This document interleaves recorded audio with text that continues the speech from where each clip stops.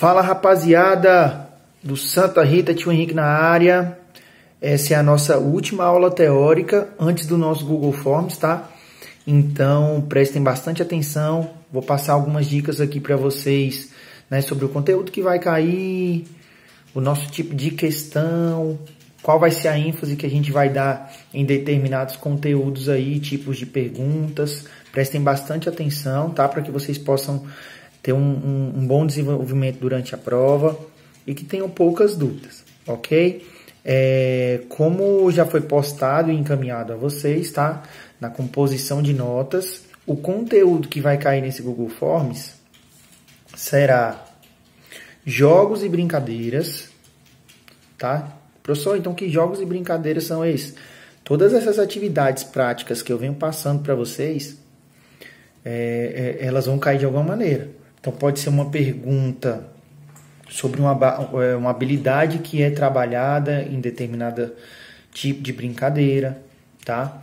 Eu posso perguntar algum tipo de variação que pode ser feito na brincadeira tal. Por exemplo, nós fizemos o jogo dos 15 colorido, né? Para quem acompanhou, nós tínhamos aí algumas tampinhas e nós tínhamos que posicionar essas tampinhas em fileiras. Então a gente ia movimentando ali, né? E esse tipo de brincadeira desenvolve algumas habilidades, né? Então eu posso perguntar que tipo de habilidade que desenvolve, tá? Então, quem não tem o costume de estar acompanhando as atividades de educação física e não estão colocando as brincadeiras em prática, vai ter um pouquinho de dificuldade, tá? De repente lembrar até qual é a brincadeira. De repente eu vou citar a brincadeira lá e você não vai saber. Então é importante dar uma olhada lá na plataforma Uno, de repente entra nessas datas anteriores, tá? Dá uma olhadinha nos vídeos. Tem o meu canal no YouTube que tem todos os vídeos lá. Então o que for de Fundamental 2 e for de ensino médio, tá lá escrito. Dá uma olhadinha na brincadeira, nas mais recentes, né, que serão as atividades que nós vamos trabalhar. E presta atenção, né? Eu sempre explico ali no início da atividade o que vai desenvolver e tudo mais. Isso vai ajudar vocês lá na prova, tá bom? O segundo conteúdo aqui são os esportes de inverno. Vou até abrir aqui pra gente.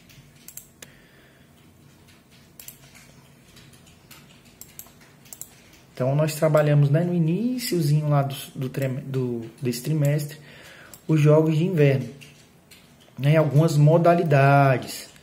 Então, o que a gente vai trabalhar aí? Né? Eu posso perguntar se as modalidades elas são em gelo ou na neve, né, que tem uma diferença aí entre o esporte no gelo e na neve. Quem tiver dúvida, pode dar uma entrada lá no nosso material, tem tudo lá bem explicado, tá? Eu posso perguntar ligações de esportes de inverno com os esportes no meio natural, tá? Então, por exemplo, o esqui, né? O esqui, onde é aquela corrida que a pessoa, né, tem o esqui aqui no pé e tem aquele apoio no braço. Ela simula qual prova do atletismo, por exemplo, né? Isso é como se fosse a corrida do atletismo. Falei isso lá no vídeo. Aí ele fala um pouquinho de patinação, hóquei no gelo, bobsled, né? Que é aquele que você tem uma descida muito longa e vai tipo num trenó. Tem o snowboard. Então, assim, prestem atenção um pouquinho nessas modalidades, tá? Não são detalhes, eu não vou ficar perguntando o detalhe aonde que iniciou, beleza? Isso aí vocês não precisam se preocupar, não. O que eu preciso que vocês entendam são as ligações desses esportes com outros tipos de esportes que não são praticados na neve, tá? Um detalhezinho ou outro eu posso perguntar também, mas nada sobre o tempo. Quando surgiu, quem inventou isso aí, não vai ter, fiquem tranquilos. Tá? Eu quero que vocês entendam o básico da modalidade, tá? Então, o snowboard, né? Que é uma prancha, pessoa sobre uma prancha e ela desce, ela pega a prova é feita, né, numa inclinação, numa descida, e ela vai fazendo movimentos e manobras. É isso que vocês precisam saber, tá? O nome da manobra, o tipo, não. E qual é a modalidade que ela que ela simula, né, na terra. Qual seria? Seria aí o skate, seria o surf, beleza? Esse tipo de coisa que eu gostaria que vocês tivessem em mente, tá bom? Dando sequência lá no nosso material, tem os Jogos Paralímpicos, né, e as modalidades. Eu vou focar muito nesse conteúdo, tá bom? Então prestem bastante atenção. Eu deixei bem explícito para vocês algumas modalidades, né? O basquete em cadeira de rodas. Eu falei um pouquinho do vôlei sentado, tá? Mais uma vez, eu não vou perguntar onde surgiu, por que surgiu, quem inventou, até porque os esportes paralímpicos, a maioria, né? Eles foram inventados, adaptados de modalidades existentes para aqueles ex-soldados das guerras, né, que tiveram aí mutilações no corpo, ok? O que eu posso perguntar é um detalhe ou outro, né? Por exemplo, no basquete de cadeira de rodas, quica a bola? Você tem que, é obrigatório quicar a bola ou não é obrigatório? Esse tipo de coisa eu posso perguntar, tá? A pontuação é a mesma do basquete normal? Vale 3, tem arremesso de 3, tem arremesso de 2, né? O que acontece quando um cadeirante ele cai ali? Então, assim, esses detalhes e que tem lá no nosso material bem explícito. Fala um pouquinho do atletismo, né? O atletismo ele tem o guia é cego? O guia no atletismo ele é cego? Né? No atletismo, a prova lá que a pessoa é cega, tem um guia com ele. Como é que funciona? Esse guia não vai ser cego, né? Mas qual é a importância desse guia? Né? Ele tem que ter, ele é um atleta, ele tem o mesmo condicionamento físico e a capacidade daquele atleta, beleza? Aí tem um pouquinho do vôlei sentado e eu falei também nesse conteúdo, né, da importância da participação das mulheres, né, que é uma luta que vem a cada Olimpíada ganhando mais força, que é procurar um espaço maior para as mulheres, tá? Então esse é o nosso conteúdo, prestem atenção. Na natação nós falamos um pouquinho, né, de como funcionam as provas, como que são separados as deficiências. E eu até queria relembrar vocês que como complemento desse conteúdo, eu fiz uma live, tá? Uma live com um atleta daqui de Brasília, da Seleção Brasileira de Goalball, tá? Então, prestem atenção, não esqueçam dessa live aí, pode ter alguma pegadinha lá, tá bom? A gente pode perguntar aí para vocês quem é o atleta que mais tem medalhas, né? Que foram coisas simples, mas que foram citadas aí nas nossas aulas teóricas. Para finalizar, vieram aí os esportes de aventura. Eu até coloquei lá lutas no nosso conteúdo, mas a gente vai trabalhar isso no último trimestre. E também nós trabalhamos agora as novas modalidades que vêm surgindo aí na Olimpíada.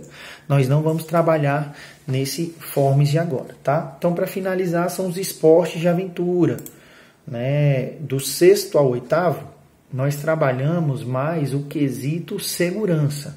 Então, nós falamos aí dos EPIs, né? Os EPIs são os equipamentos de proteção individual. No skate, você vai precisar, né, uma quantidade X, assim, precisa de um capacete, de joelheira. Para escalada, você precisa de X materiais, né? Que tipo de material? Por quê? Para que serve, né, aquele material? Aquele pozinho que passam na mão, que serve para não escorregar quando você vai fazer uma escalada, né? Qual é o nome? Que material é esse? Então, dá uma olhadinha, dá uma pesquisada. A gente fala do slackline. Então, do 6º ao 8º, a gente foca nessa questão da segurança, né? Tem o guia lá no nosso... nas expedições, né? Nas montanhas e tudo mais. Tem o guia. Qual a importância desse guia? Né? Só para mostrar o caminho? Ou ele ensina outras coisas? Esses aí são os temas que nós trabalhamos mais aí do 6º ao 9º dentro dos esportes de aventura. Nós realmente focamos mais em falar da segurança. Os esportes de aventura já aí voltados do nono para o ensino médio, aí foram realmente, né, como funcionam essas modalidades, por que tem aumentado a procura a esses esportes. Né? A procura tem aumentado devido à dificuldade de se montar grupos grandes para uma prática coletiva de esporte. Né? Hoje em dia é mais difícil você jogar um futebol, um basquete, um handebol, porque você precisa de um número grande de pessoas. Enquanto uma escalada você faz em dupla, né? O caiaque você pode fazer sozinho. Então, esses esportes de aventura, eles vêm ganhando espaço, né? Aquela busca também por liberdade, o contato com a natureza, vem aproximando as pessoas desse tipo de esporte. Alguns têm um custo-benefício até barato, né? Você não precisa de um investimento muito grande. Outros você já precisa investir um pouco mais, até em cursos, né? Porque, por exemplo, o rapel você vai ter que fazer um curso para as pessoas te ensinarem, ter toda a questão de amarração, né? De nó, de ancoragem que você precisa fazer para poder, né, descer. Tá bom? Então, lá, né, nesse material do nono ao médio, a gente trabalha realmente um pouquinho mais das modalidades, como que funciona, os primeiros registros, tá? Lembrando que eu não vou fazer perguntas sobre data. Não precisa ficar gravando data, anotando data, tá bom? A bicicleta foi inventada aí, né, na Alemanha, e fala essas coisas assim, eu não vou cobrar de vocês. O que eu quero? Né? Por exemplo, o ciclismo. O ciclismo aí ele está dividido em alguns tipos de prova.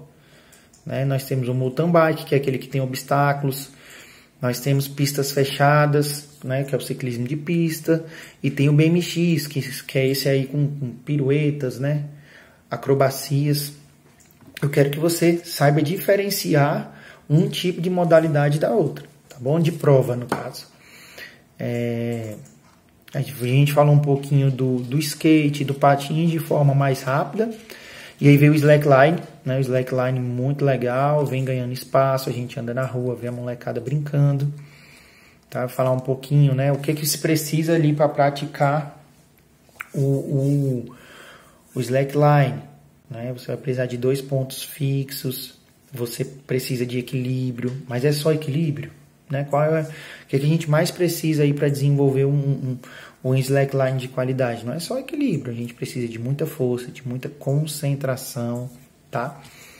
Então eu posso pedir características aí né, habilidades, capacidades que são necessárias para essas modalidades. Vamos falar sobre o Le Parkour, né? Vem crescendo bastante, né? Esse tipo o pessoal chama até meio esporte e meio arte. Né? Essa arte de superar aí os obstáculos de forma diferenciada, né? Usando somente o corpo, sem material. Então, né, veio da França, o pessoal iniciou lá, é um ex-soldado, né, que iniciou lá, o filho dele acabou ampliando um pouco mais esse tipo lá de atividade e ganhou muitos adeptos, né? O parkour, o grande sucesso dele se deve ao custo, que você não precisa de material específico, né? Uma roupa leve que não prejudique os movimentos corporais e uma cidade com um percurso legal, escadas, muros. Beleza? Aqui no Brasil a gente ainda não vê muito esse tipo de coisa, porque pode soar como baderna e vandalismo.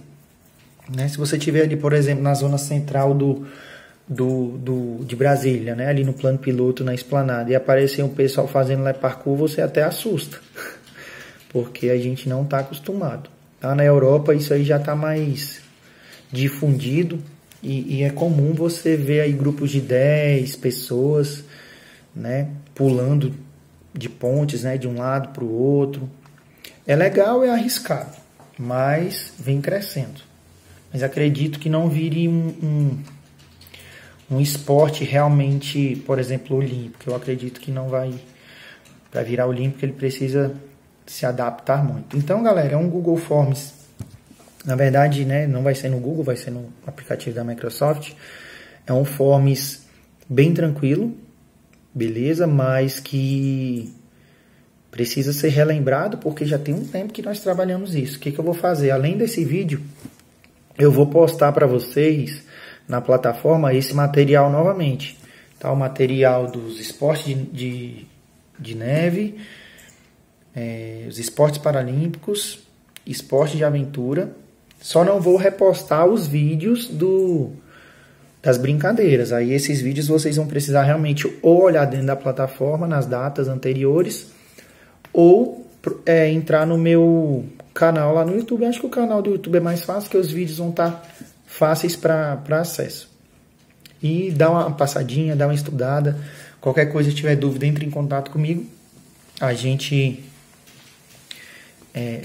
bate um papo e esclarece essa dúvida aí, beleza?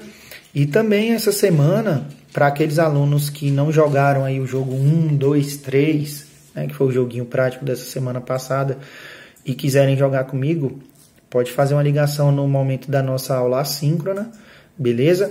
E aí a gente tira essa dúvida aí também. E também estarei lá na aula assíncrona para tirar qualquer dúvida sobre o nosso Forms, tá? Lembrando que ele vai ser no final de agosto, então daqui 3 semanas. Porém, nós temos essa semana teórica, a próxima prática e na próxima é o Forms, beleza? Fiquem com Deus, um abraço do tio Henrique, tamo junto, valeu!